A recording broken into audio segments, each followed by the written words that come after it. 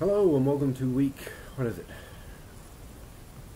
Week 10, I guess. I know at this point in the season it kind of feels like it's narrowing down or ending, and it's really not, actually. Or about just over about halfway through. We have 4 games left, before the round 1 of the playoffs. And because of the tight schedule, or the tight results, it's actually still in play. No one's guaranteed a place in the finals. I think, just do a calculation here, I think Goofy Ridge Runners and Erzwin Eifert a guaranteed playoff berth. If they lost all 4, they'd be 7-6, which would still be better than 4 other teams in the league. So yeah, Goofy Ridge Runners and Erzwin Eifert are definitely in the playoffs. They're the only 2, I think, that are guaranteed to be in the playoffs. Although Stony Jabronis is pretty close at 6-3, but they're not guaranteed. Like if they lost the next 4 weeks, they could be the last seed instead of the first seed. So that's pretty good. Let's see. Lowest man on the totem pole is actually me at 4-5 in the black division.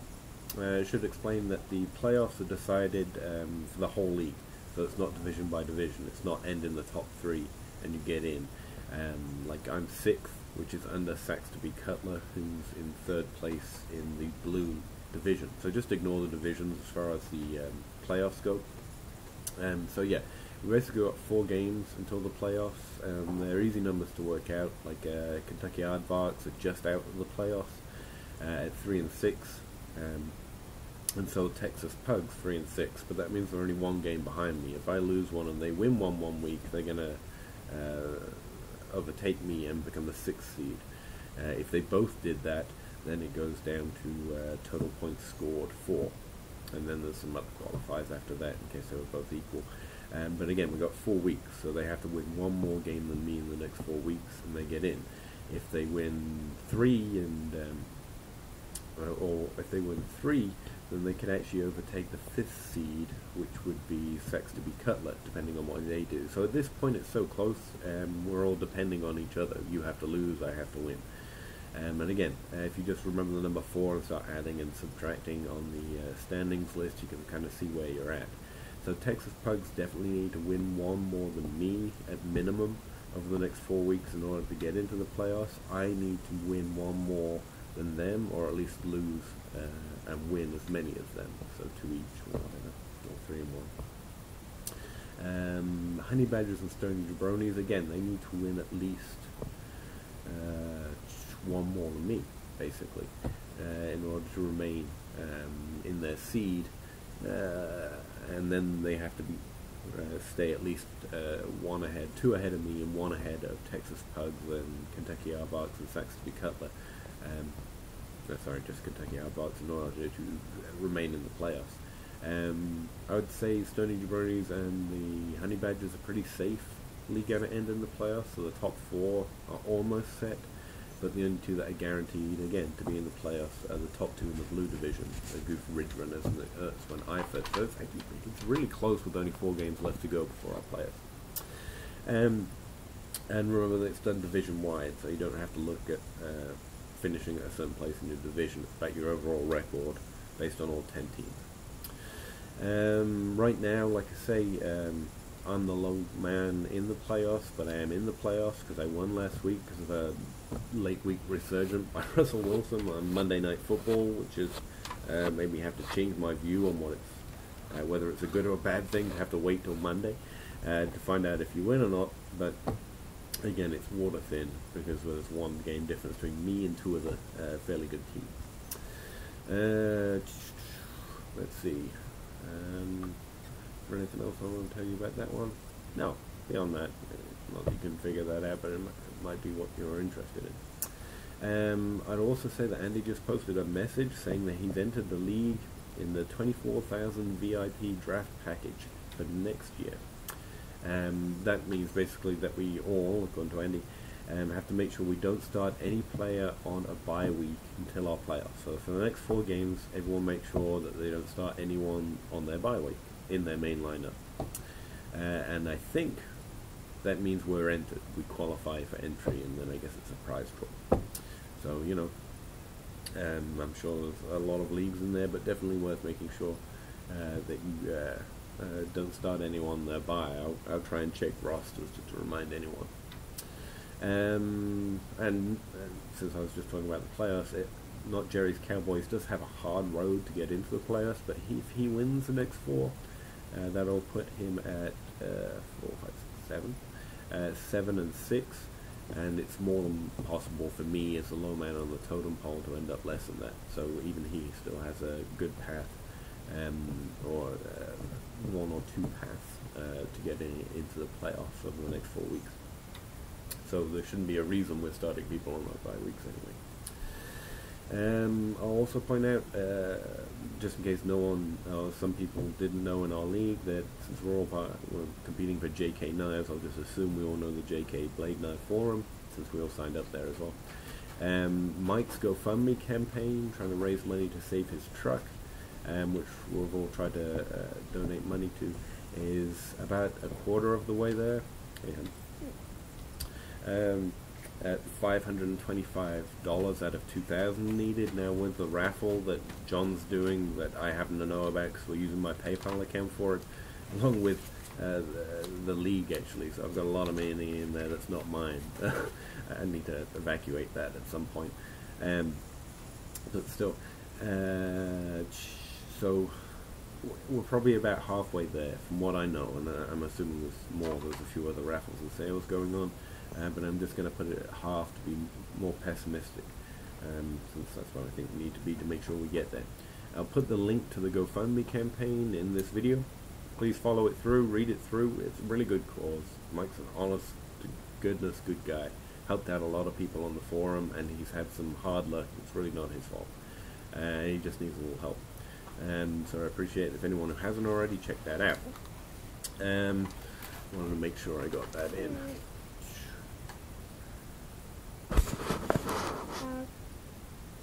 That's a picture of a dog. Very good. Okay. Alright, so what happened in week 9? Well, one, like I said, Dante's me bro, scored 125 compared to 123, so literally squeaking over with, it required Russell Wilson to score at least 21 points more than Christian Michael. No, Russell Wilson to score 21 points more than Christian Michael. And since Christian Michael, as we know, will break your heart in fantasy football, he decided to do it this week to Sanchez butt fumbles, and he scored exactly 6 points with just 1 goal line carry that he got in for a touchdown. So he's not really, didn't get anything for yards, he just got touchdown points. And Russell Wilson scored 29, which is more than 21 more. So it just squeaked me over the top. And another dog. Great. And so my ill-fated faith in Russell Wilson pays off this week at least, much to the chagrin of pretty much everyone else I know that plays fantasy football. They really didn't like that play, but what am I going to do? Play Stafford against Minnesota, or I could have picked up Cap and it would have done the same thing, but then I have to start him next week, and I'd rather start Russell Wilson anyway. So that was my game. Just squeaked through to the top. Sanchez butt fumbles actually falls to the lowest record in the league, which is painful. He's in the Not Jerry's Cowboys at 2-7. But again, 4 games left. 4 puts him at 6. And since I'm 4 and 5, I could easily fall to 7. I could easily fall below that. So he still has a path to the final. He's just got to win more than he loses. At least 3 games to put him at 5. 7, and I could fall to 7. I could fall to 4, 9, for goodness sake. So, yeah, he definitely has to win all 4 games from here on out, though. Saxby Cutler, what happened with you guys? The Stony Jabronis definitely dominated with 138 points, close to the high score of the week, against Saxby Cutler. I guess it really does Sax to be Cutler. Terrence West, a lot of running backs slaying folks down this week, which was weird because it was a high running back week. 2 dogs. but most of our RB2s tended to let us down, including me. Bonnie Bucker got like 3 points, and so did Terrence West. Jarvis Landry just simply isn't getting the volume, possibly because of Ajayi taking over so much of the offense, which I'm happy about. But still, Marvin Jones just isn't a thing, or at least he's anymore. But he's definitely not a thing against Minnesota. They shut down wide receivers pretty effectively, and I'm assuming because of the large bye week, they simply didn't. They had a lot of players on bye, including Rob Gronkowski, and so they were simply forced starting players against bad matchups, and non-transcendent players against bad matchups. And Stoney Jabronis, despite the high score, really did suffer in the running back department, but that solid wide receiver car headed by Antonio Brown, who looked like he might be struggling this week. The whole Steelers office looked like it wouldn't score any points this week, but some late resurgence there helped the Steelers still lose, but fantasy production still flow.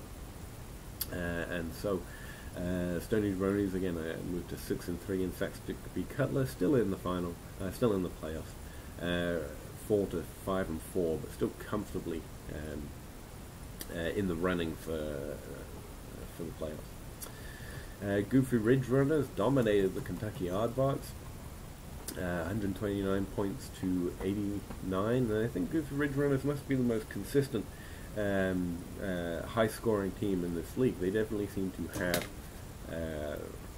the edge, one of the teams guaranteed to be in the playoffs, and certainly one of the strongest rosters. So they did start Sam Bradford this week, still managed to get 18 points out of him. Ezekiel Elliott, of course, just continues to dominate, probably beyond most winning football teams, I guess, this year. For those making the gamble of taking a rookie that early, it's certainly paying off. Matt Forte, again, for at least one more week, got the volume and did well against Miami. Brandon Marshall. And Brandon Cooks. The Brandons, two different spellings, were solid. Seem to be struggling, especially with the emergence of Michael Thomas. Cook seems to be struggling a little bit, but again, he's putting up solid production. And not that the Goofy Ridge Runners care, because I've just noticed they've got Michael Thomas in their flex. So either way, they're getting all that wonderful Drew Brees throwing. Kentucky Aardvarks, again, more consistency for Andrew Luck. 17 points, not great, but alright. Not as great as Sam Bradford, but overall you probably still take Luck over Bradford, right? Again, struggled with one of their running backs, which seems to be the story of this week. Got better production from some of their wide receivers and worse from their flex. Travis Benjamin just isn't right. Hamstring injuries are something to watch out for. That's something I've noticed this season. Like I benched Cobb this week and last week because I learnt with Stephon Diggs earlier that he was out 3 weeks, and his production's only just started to come back.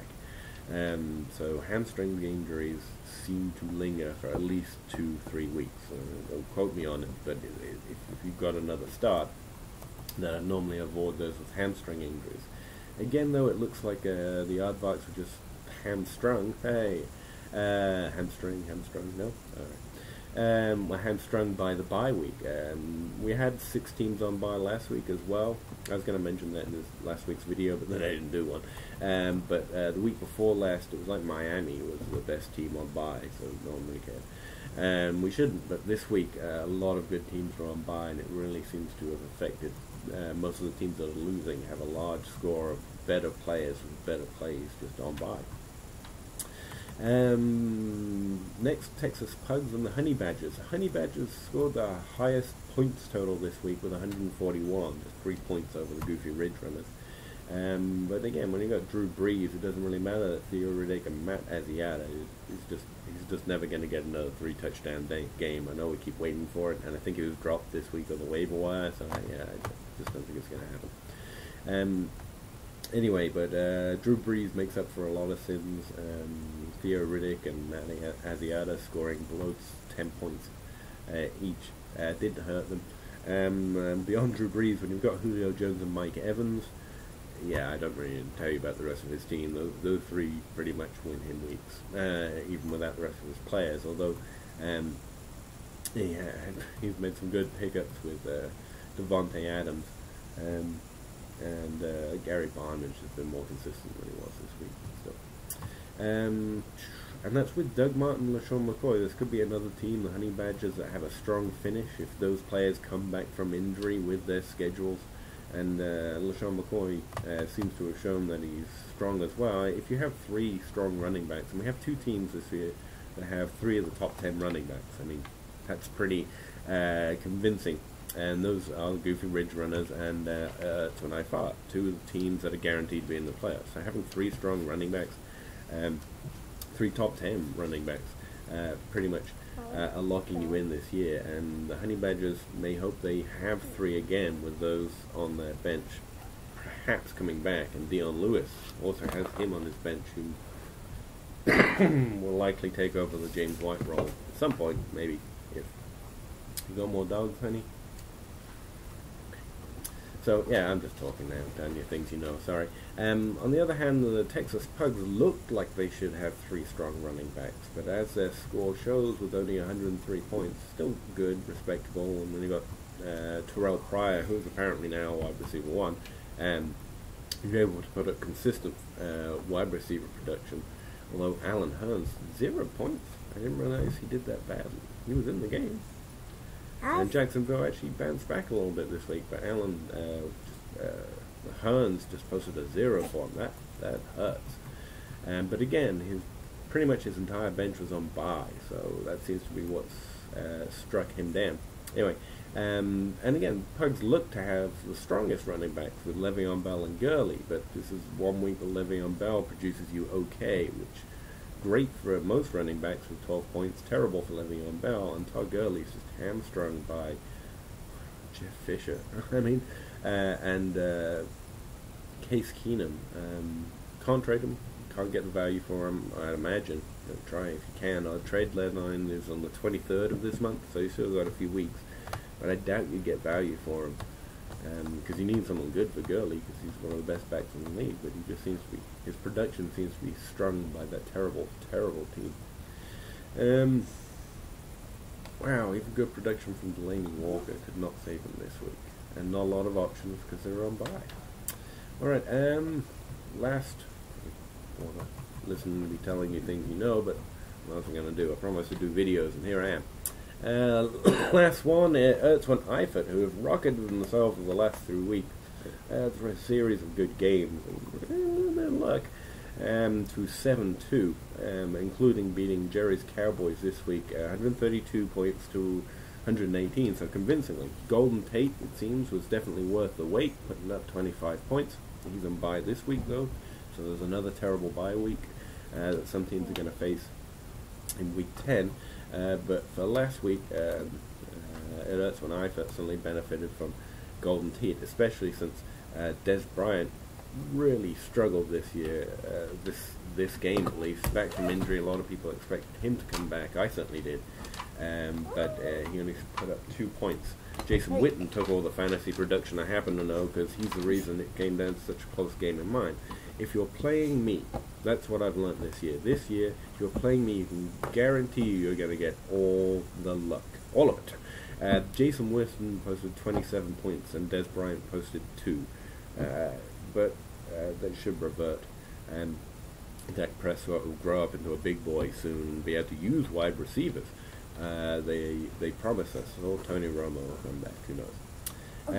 But again, Ertzwan Eifert are certainly benefiting from guessing right on their running backs. Devontae Freeman, he's not putting up the numbers he did last year, but he proved, I think, beyond doubt that it wasn't a fluke. He is a good running back. He's evading more tackles than most running backs in the league. Again, only 11 points this week, but solid. Melvin Gordon, not just talented, not just able to put up these numbers despite having a terrible offensive line. I was just reading about how his dad's coming out of prison, which apparently either makes him motivated. I don't know if that's because he's mad about it or really happy about it, or both. Either way, he said he wants to be in the MVP discussion. If he keeps playing this way, he should be. But again, 2 solid running backs there. David Johnson is the other solid running back who was actually on bye last week, so they managed to win despite that. despite the bye week. That's when Eifert are able to continue to put up production. I think in large part to the solid running back core. Good effort by Nigeria's Cowboys. Certainly Matt Ryan helps out a lot, and the other top 10 running back, not on those two other teams, is on Nigeria's Cowboys with DeMarco Murray. But unfortunately, Antoine Smith not only couldn't put up the production this year, he also ended up sending himself to the IR. So, unfortunately, his season's over, and he wasn't able to do the same as Jerron Harris was this week, for those who picked up a running back on waivers. Kyle Rudolph proved that the only thing that can stop you putting up massive numbers against Detroit if you're a tight end is being a Vikings tight end. Because 7 points good for most tight ends, but in that matchup with what he's been doing, most expected it to be a lot more. But a good start of Kenny Britt by Not Jerry's Cowboys shows them not only putting in the effort to find and play emerging players to become the number 2 of the league, they're also hitting them well. I mean, Kenny Britt put up 14 points here. Kenny Britt is another one of those people that will break your heart in fantasy eventually, but not this week. That's not the reason he lost. Mostly it's Antoine Smith going down and not getting the role. Jordan Matthews only being solid instead of a star like he has been. So, just beaten by a team that has better players. Can't really blame Not Jerry's Cowboys for that. Alright, and those are all 5 games that went on this week. Week 10. This is definitely running too long, isn't it? Texas Pugs playing Dante's Me Bro. A chance to knock me one down and bring themselves one game closer to entering the playoffs. Kentucky Aardvarks taking on the Sanchez Butt Fumbles. That's again a must win for both teams. Both teams need to gain games on me as the lowest team in the playoffs. And so one of them is unfortunately going to be disappointed for that this week. If Kentucky Aardvarks win, they definitely advance that course. I think if Sanchez Butt Fumbles loses this week, their path to the playoffs becomes a lot harder because they'll fall to 2-8. Stony Jabronis and the Honey Badgers in a we're already in, let's fight kind of a matchup. Winning would certainly help the Honey Badgers more because their record is simply a little lower. But both teams are solid and already in the playoffs. They're not guaranteed places. So it's a must win, more so for the Honey Badgers and the Stony Jabronis. Should be a good game, high scoring I'd imagine. Nearly there. Not Jerry's Cowboys are going up against Saxby Cutler. Again, that's a close game. Saxby Cutler are 5-4, which means they're 5th place, already in the playoffs, but they need to maintain that. So probably very eager to win this week. Not Jerry's Cowboys have to win games. So that's a must win for Not Jerry's Cowboys. I guess we'll see how that one plays out. It hurts when Eifert and Goofy Ridge Runners, the 2 teams that are already definitely in the playoffs, are going up against each other. So we've got 2 games which are basically get to be a lot more relaxed about the outcome, as worked up as you get about fantasy football. Probably not very. But either team that wins just solidifies their place in the playoffs. The one that loses still comfortably is going to be in the playoffs. Just evidence that it might drop its seed. So another game that should be pretty high scoring. So this week they've matched up basically all the teams that need wins together and all the teams that don't need wins together, which seems a little... I don't know if it's cool or exciting or exactly how it should be, but that's what we're going to have this week. Alright, so make sure you don't start players on bye weeks. Make sure you check out that link if you haven't already, and I know a lot of you have, so just ignore me. But seriously consider donating $5, $10, $15, $20, hell, $4,000. Why not? Whatever you have and whatever you want to Mike's cause. He, I, and everyone else will greatly appreciate it. And, you know, good juju helps you win in fantasy football, because we all know it's not skill. So you may as well go for some good luck or some karma or juju or whatever you believe in. That could help that out. So definitely try it. This week the waiver wire is already run, but continuing my attempt to relay information, I will say that Chris Ivory is still on the waiver wire. Yeldon was picked up. And I know he scored more in our league because he caught the reception touchdown. But even if you look at the box scores, or if you watch the game, Ivory was running like he did when he was a top 10 back last year. He put up 100 yards. And that's not easy, especially when you're splitting time with TJ Yeldon. I don't know. I'm not picking him up. I don't need a running back right now, which is nice to say. And probably not true. But definitely interesting that he's still out there. Matt Jones is on the waiver wire, but so is Rob Kelly. I think was still on our waiver wire, and he may have supplanted him. This week they're going against Minnesota, so probably not a week to start him. But if one of the other of them's the lead back in Washington, which will have touchdown opportunities, so definitely interesting. Mike Gillisley is not injured, and I know LaShawn McCoy just came back, but he may well have earned himself a role with what he's done. Pass catching is especially important in our league since we're PPR, and they get points just for catching those balls. Peyton Barber's not on a waiver wire anymore. Jeremy Langford. Look, I've got to start trusting my draft. Should have kept Latavius Murray, and now I don't have him, and he's running back 1, running back 2 because he hasn't scored that well, but he definitely seems to be doing well now. And I'm just saying, Jeremy Langford, I drafted, he's on the waiver wire. I can't fit him on my bench, but Jordan Howard went off in the week just before the bye, but remember that he did that like on his first carry, so they didn't go away from him.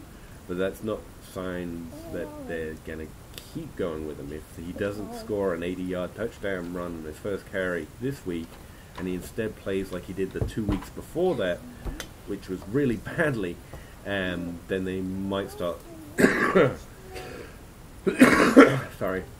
sliding more touches towards Jeremy Langford. So if you're looking for running backs, and I know most of us are, I am. I say I don't need one, but yeah, Robert Kelly's definitely here. Then what I think, well, what I do, as successful as it is, which isn't very, is look for where touches might start to go from one running back to another. 3 running backs competing is better than 3 running backs with steady roles. And I think in Chicago we've got 3 running backs competing rather than 3 with steady roles. In Washington we kind of have steady roles. Matt Jones might be losing it to Rob Kelly, but Chris Thompson is definitely the pass catcher. So there's not as much upside as someone taking over the whole job in Chicago. And so I'll point him out. Not saying you have to run out and pick him up, but if you are looking for a long shot RB, he's out there and worth it. Speaking of which, pass catching wise, Christian Michael may be fading and Thomas Rawls may come back in, but CJ Procise is catching more and more balls, which again, for us, can make them running back twos. Getting more and more play. He's a rookie, but rookie's been fairly good. Again, I can't afford to pick him up. I don't have the bench space. But Capri Biggs did what Howard did the week before. He got the one big play. And since the whole of Denver struggled this week, and they said they might slide more touches over to Bibbs. What I think is it's going to be a few more touches, and he's not as good as Booker. And so, all things being equal that way, odds are Booker is a better running back, higher drafted, and so he should do better, and that should be fine. Maybe it'll become a committee and it'll suck for me, but I don't think Bibbs will take over that full role. But he might. I've been wrong a lot this season. Or I've been lucky a lot this season, is actually what I think, but there you go. In the same way, as well, I was just talking about, Aline Stark was still on the wire. Running backs are going to remain a committee, but maybe someone will win out, or get a good luck touchdown. And Smallwood's still on the wire, as is Paul Perkins, who is actually on some people's must-add lists. I don't know how much you agree with them, but he's out there on a waiver wire too. Wide receivers getting thinner. I know everyone thinks you can always pick up wide receivers, but you can't, especially if you want to start them. You tend to need to see it for a couple of weeks. Anyway, Marquise Lee still putting up numbers on our waiver wire. He's going to be solid. I don't think he's ever going to win a week, but he's going to help you not lose one. Quincy Enunwa was just dropped, so we can get him on the team on Thursday if you want him. He's been up and down a little bit. He needs to catch a touchdown, it seems, to actually be relevant, but there you go. Charlie? No. I wouldn't recommend it. Sammy Coates, and it didn't happen this week, but remember when he was a thing, like 2 touchdowns for 100 yards, because that's basically his role. And Steelers played terribly this week, but he's back and healthy and played last week. And if the Steelers stop looking terrible, which you've got to assume they do, since they're one of the most powerful offenses in the league, Sammy Coates is interesting again, right? Or Eli Rogers, if you think that they're not interesting again. If the Steelers can't get it together, they're going to throw less deep bombs, so Sammy Coates is not relevant, which will mean that Eli Rogers is getting a lot of small, short passes close to the line of scrimmage, which is basically his role in the offense. So he'll get volume, and again, since we get points for catches, that might be relevant.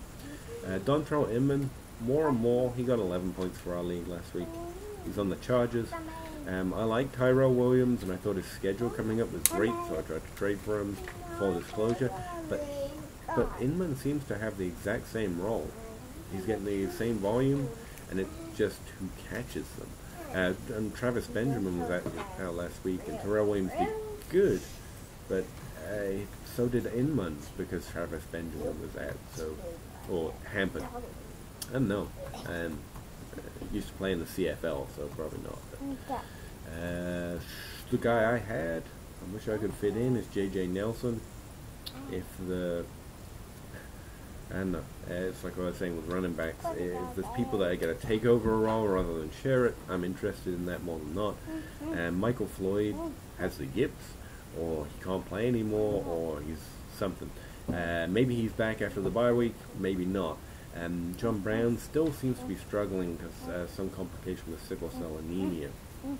And J.J. Nelson has impressed the last couple of weeks, and we've always known he's fast, as in faster than John Brown as far as his clock time. So, interesting. DGB, another acronym player, Dorial Green Beckham, fell down last week against the Giants, but before that I was looking at him, his snap percentage is increasing, he's getting some more volume. Problem seems to be that Wentz is a rookie QB, and if you're not behind the Dallas offensive line, that still matters apparently, and so maybe Wentz is going to keep him not being relevant. But anyway, I noticed his name, and that seems to be the most relevant. Wide receivers on our particular league, I think quarterbacks, yeah, Andy Dalton was picked up since he's back off bye. Definitely a wise move. But Trevor Siemian this week, and I know he spent last week, but if you're looking to stream, he's going up against New Orleans in New Orleans. Pretty much everyone, apart from Russell Wilson, has played well or gotten lots of numbers in New Orleans against the Saints. So I don't know I can do it. But if you're desperate for QB this week because of bye weeks or whatever, he's going to be started in daily fantasy a lot. I know that. And the same with Joe Flacco. We know who Joe Flacco is, but again, he's going up against Cleveland. Quarterbacks have been scoring pretty well against Cleveland. And so he's a name if you're struggling. Especially since the other quarterbacks of note in the waiver wire, Blake Bortles, no one wants to start. The last 2 weeks, and the first 2 weeks, has actually been good, and that's when he got dropped. And no one's picked him up, because who wants to start a guy who's going to get your fantasy numbers, but sucks? But he gets fantasy numbers, right? And he's on our waiver wire. Oh, he's waiver claim, so I guess someone actually did have him and dropped him. Alright, I'm wrong on that one. But again, he's still available for Thursday pickup at least, if you set a waiver claim for him. And by and large, he gets garbage time numbers if nothing else. Again, if you're in a bind, trust a bad player, or try not to get killed by one, I guess. Yeah, and those are the two that are bigger names, but not particularly great matchups, but if you're streaming one. Alright, probably rambled on enough. Good luck week 10. Week 10? Week 10. Good luck week 10. Thanks for tuning in. If you stuck with it this far, then you need to get more in your life, because I can't possibly be more interesting than the majority of things that you could be doing, but there you go. Thanks. I will talk to you again maybe this week. Most definitely next week. Bye. Bye. Take care.